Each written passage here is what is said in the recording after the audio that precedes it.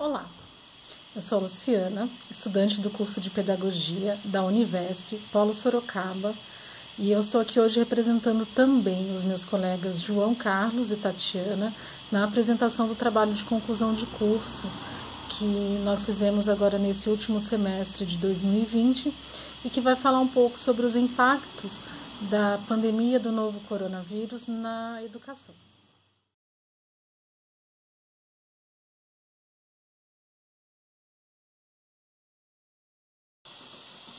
Eu gostaria de iniciar a nossa apresentação falando um pouco sobre a nossa escolha do tema.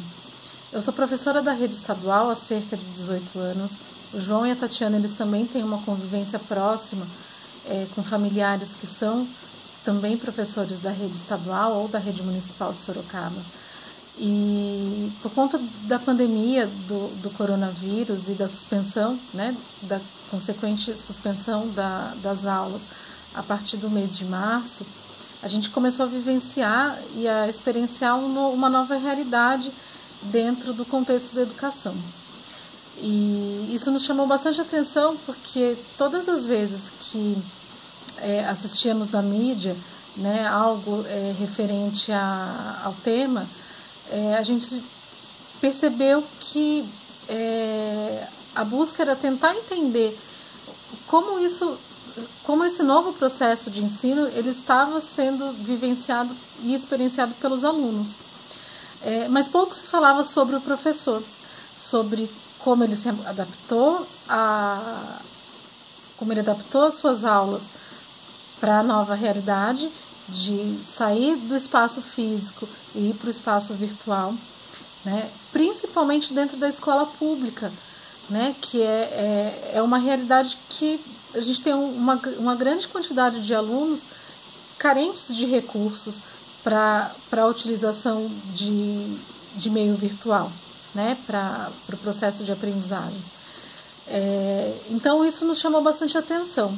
E a gente quis ter esse olhar para o professor, além da nossa preocupação, é claro, com os estudantes, mas como isso aconteceu para o professor? Então a gente se questionava, será que os professores eles tiveram algum tipo de apoio para se adequar a essa nova realidade? Será que eles tinham algum preparo ou se tiveram alguma informação sobre como adaptar as suas aulas do presenciais para o ensino remoto? E isso foi o que nos motivou a realizar esse trabalho.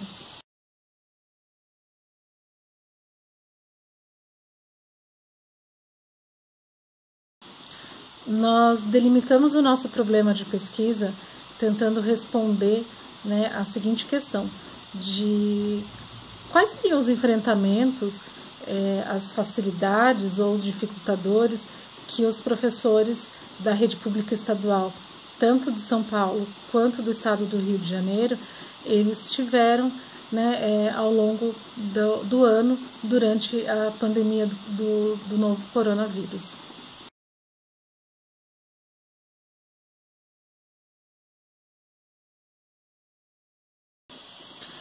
Com relação à fundamentação teórica, nós buscamos artigos recentes que tratassem sobre o tema, buscamos também informação de imprensa para compor um pouco da nossa pesquisa, e nós percebemos que na grande maioria delas era abordada a questão de políticas públicas que tentassem de alguma forma minimizar os prejuízos causados pela pandemia do novo coronavírus.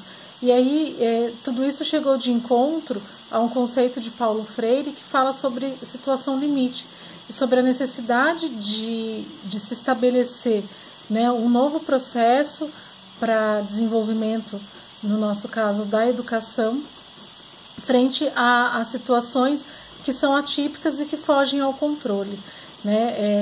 Mas que essa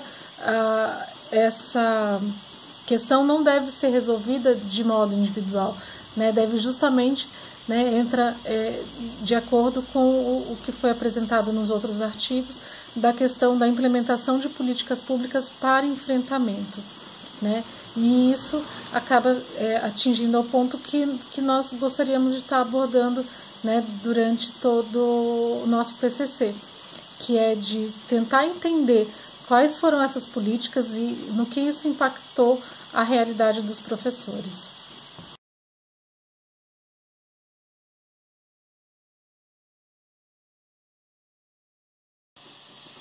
A nossa pesquisa ela foi realizada com docentes que atuam na cidade de Niterói e de Sorocaba. Então, nós tivemos representantes, professores da rede pública estadual, tanto do Rio de Janeiro quanto de São Paulo. Né? Nós escolhemos os professores dessas duas cidades porque elas são cidades que apresentam um certo grau de semelhança com relação à sua importância dentro do Estado, o tamanho populacional, o número de escolas da rede estadual que existem em cada uma delas. Nós coletamos as informações por via remota, através da aplicação de formulários que foram enviados para os professores de Sorocaba e de Niterói, através de contatos por via WhatsApp. E também realizamos uma entrevista com um docente da cidade de Niterói e com um docente da cidade de Sorocaba.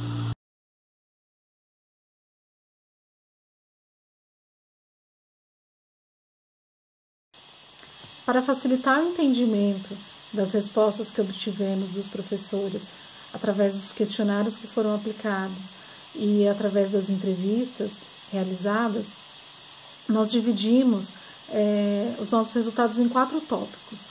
Um deles que vai abordar o perfil dos professores que participaram da pesquisa. O segundo tópico, que fala sobre a saúde mental e os sentimentos dos professores sobre a pandemia do novo coronavírus. Um terceiro tópico, que aborda como foi o trabalho docente durante esse período, durante o ano de 2020. E o último tópico, que vai falar sobre as expectativas futuras para a educação desses professores.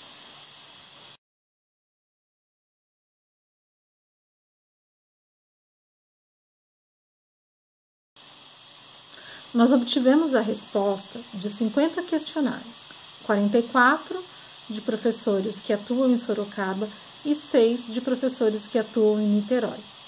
Nós acreditamos que essa diferença do número de professores que responderam ao nosso questionário aconteceu devido à proximidade que nós temos com os professores de Sorocaba, o que facilitou até mesmo o envio, né, através do aplicativo WhatsApp, o que não ocorreu com os professores de Niterói. Confirmando os dados do IBGE, nós concluímos com essa pesquisa que a grande maioria dos professores que atuam na rede estadual de ensino, tanto no Rio de Janeiro quanto em São Paulo, é composta por pessoas do gênero feminino. Notamos uma diferença entre o tempo de atuação no magistério. Os professores de Niterói, eles apresentaram um tempo de serviço de cerca de 5 a 10 anos, enquanto os professores de Sorocaba, eles já atuam na área há mais de 16, a grande maioria há mais de 16 anos.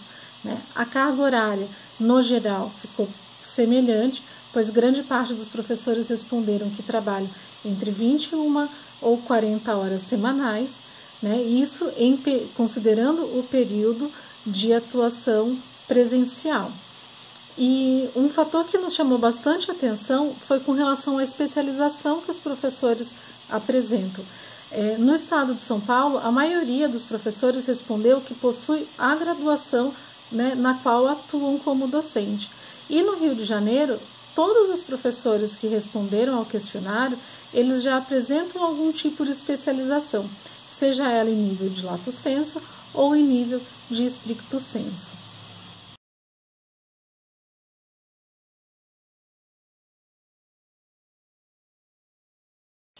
O nosso segundo tópico, ele abordou a saúde mental e o sentimento dos professores durante a pandemia da Covid-19. Os professores receberam uma lista com termos que expressavam sentimentos positivos e negativos sobre a pandemia. Nos 2 estados, o maior número de respostas que obtivemos estava relacionado a termos que demonstram um sentimento negativo com relação à pandemia, como medo, tristeza e insegurança. Já com relação à saúde mental durante a pandemia, boa parte dos docentes manifestaram que apresentam uma boa saúde mental mesmo durante esse período. Porém, é significativo o número de professores que relataram que antes mesmo da pandemia já estavam com a saúde mental afetada e uma parte deles que teve uma piora durante o período de pandemia. Esse dado é importante porque ele está de acordo com algumas pesquisas em que enfatizam a importância de se preservar a saúde, de se trabalhar a saúde mental dos professores de modo geral.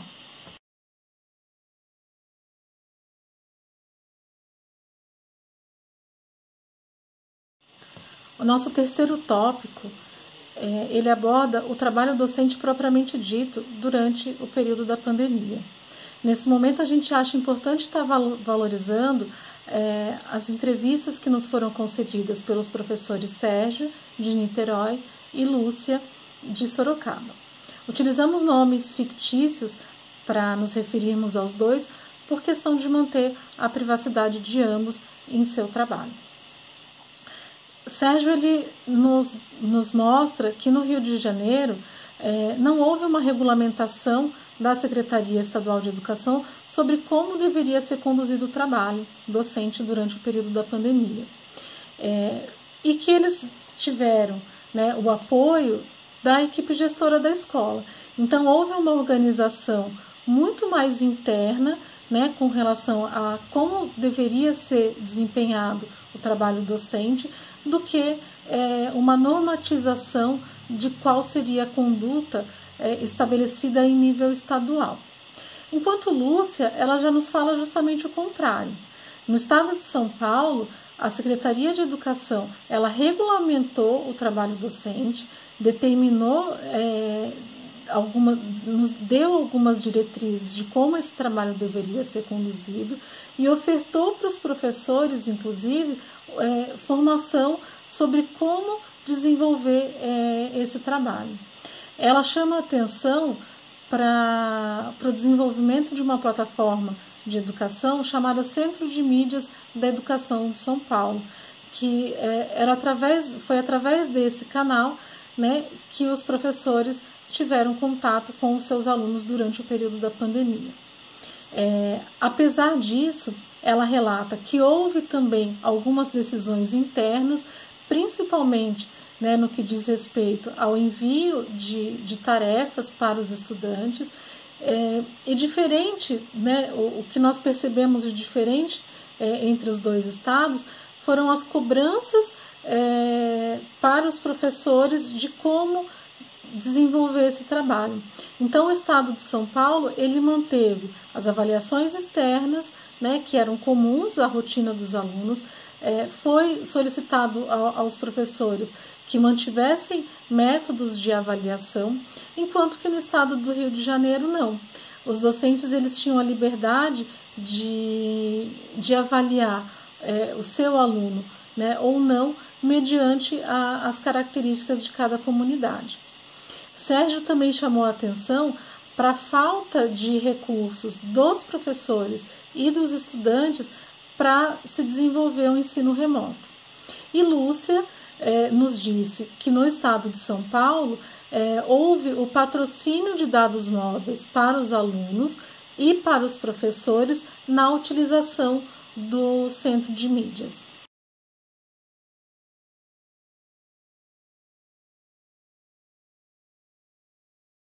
O nosso último tópico abordou a expectativa futura para a educação no período de pós-pandemia.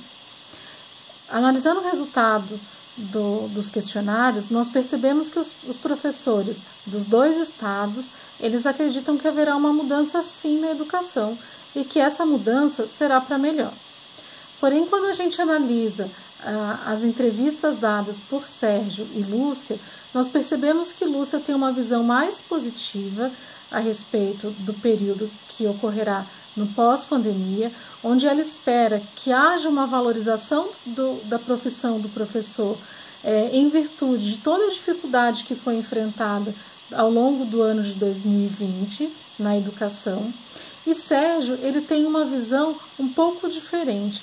Ele acredita que em situações limites como essa em que estamos vivendo, o que a gente pode ver de positivo é a questão da nossa sobrevivência. O fato de termos sobrevivido à pandemia já é algo que nos torna positivo. Porém, ele nos relata que ele acredita que haverá um grande prejuízo para os estudantes por conta de como foi desenvolvido o ensino durante esse período. E isso vai gerar consequências a médio e longo prazo na educação.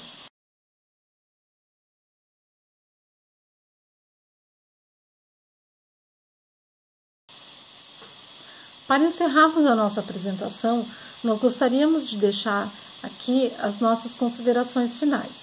Nós notamos, através da análise dos questionários e das entrevistas, que os dois estados eles apresentaram algumas particularidades com relação ao modo como foi conduzido o processo de educação durante o ano de 2020. O estado de São Paulo ele se mostrou muito mais burocrático, com a liberação de resoluções e de orientações de como o trabalho docente deveria acontecer ao longo do período de pandemia. Ele apresentou a criação de plataformas de ensino com aulas dirigidas para os estudantes, de modo a abranger em igualdade todos eles, porém os docentes relataram que houve uma dificuldade muito mais interna em nível de unidade escolar do que com relação às orientações recebidas pelo governo. Diferente do estado do Rio de Janeiro, onde a gente percebe pelas respostas ao questionário e pelo relato do docente que não houve uma preocupação do estado em determinar como deveria ocorrer o ensino ao longo do ano, durante o período da pandemia, o que dificultou para os professores o modo como trabalhar. Não houve também nenhuma espécie de patrocínio ou de oferecimento de materiais para esses docentes, o que acabou dificultando ainda mais o trabalho dos mesmos.